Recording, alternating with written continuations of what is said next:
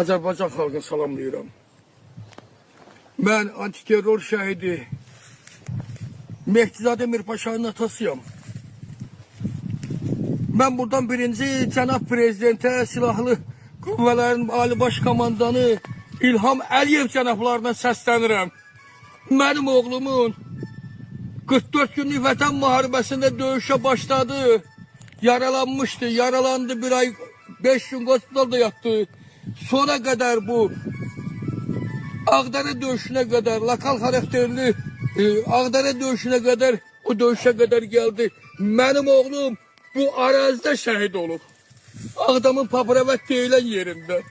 Burada benim oğlumun 1 metr yere şehit oğlumun hakkı çatımır. Ben bura plakat basmışam. O plakatı yerini dibini yok edeyimler. Ben xahiş edirəm Cənab Prezidentdən, Mehriban xanımdan, Daxili İşlər Nazirliyindən bu Tərtər rayon polis şöbəsidir, Ağdam polis şöbəsinin rəisidir, Ağdərə polis şöbəsinin rəisidir. Onlara tapşırıq versin, şəhid atası, anası həmin yerdə durub oğlunun plakatını gözləyir. Gəlmə sözün orada mən verəcək, oğul şəhid olduğu yerdə.